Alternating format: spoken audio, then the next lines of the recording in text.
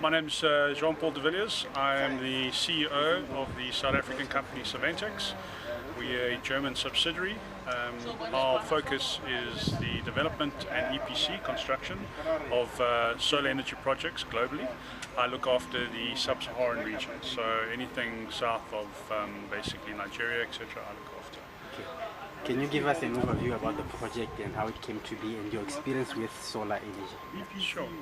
I've been in the solar industry since 1995, so I've been in for a number of years, 26 years I believe. This project came to be with a focus, as mentioned, to address energy and food security, particularly if one looks at Africa. The biggest concern that we have is the size of the continent, and also the limited infrastructure that you have certainly in Africa as well. So the concept was to look at how do we want to address both those issues. The concept of AgriVoltaics comes out of Europe, and the European context is that whilst they have limited amounts of land available, their solar resource is quite low. But by doing what they call a dual use, where you grow agriculture underneath solar panels, you can achieve both energy and food. So that concept was brought to Africa. BUAN happened to be one of the forerunners in the rollout of this particular project. And the whole idea is to prove that concept for Africa, because it's not here. You know, this is the first of its type, certainly in Africa. It's the largest of its type in Africa. So it's to prove the concept that the AgriVoltaics works to create, as I say, to address food and energy security. That noise you hear in the background is the panels. They're busy adjusting themselves. It's a tracking system, so they track the sun. So if you come back a little later, you'll see the panels will sit flat, and this afternoon they'll be facing west direction. So that noise is just the motor as it's tracking. And how much did it all cost just to put together? This particular system comes at a cost of around $1 million, just slightly under $1 million. That included the full solar park as well as the grid connection. The system is connected to the university's electrical infrastructure, and through a transformer provides energy into the university's grid and offsets university's consumption from the utility. The project to date, over the last 6 months since it's been commissioned, has saved the university approximately $1 million. And in terms of maintenance, who's going to be responsible for the project going forward? So Soventix still maintains a responsibility in the project through our local partners, Energy Systems. We have a O&M, operations and maintenance team, that looks after the project.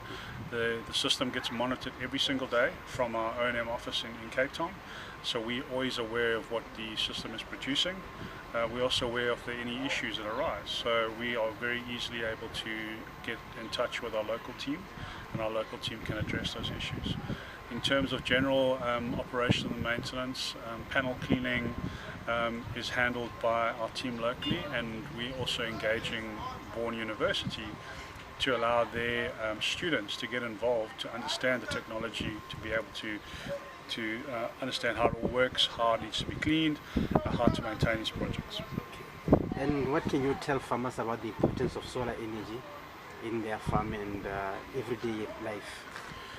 Yeah, so obviously solar energy, let's face it, Africa's got an abundant amount of solar energy, so why not use it?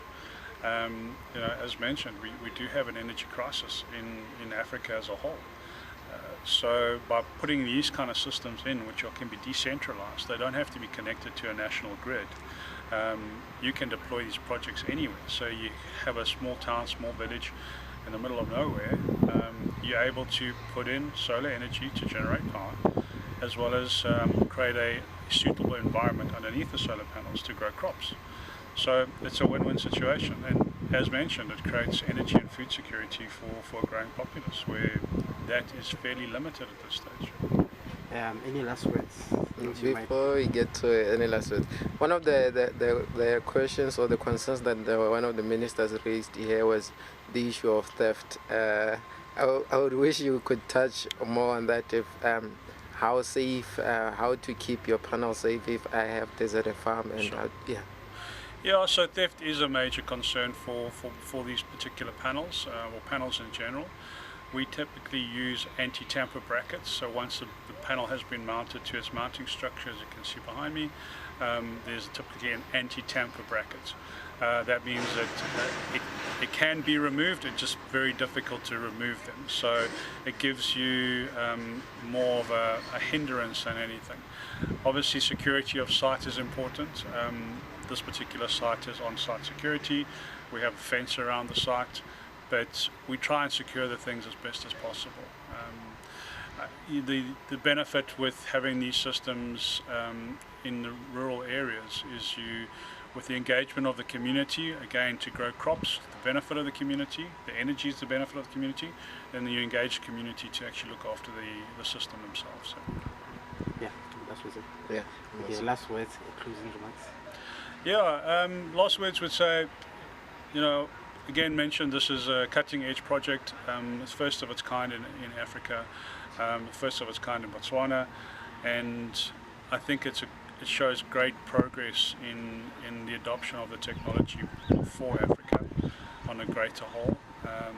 I would like to see more of these projects deployed because it addresses the immediate concerns. Yeah, thank you. Thank you so much.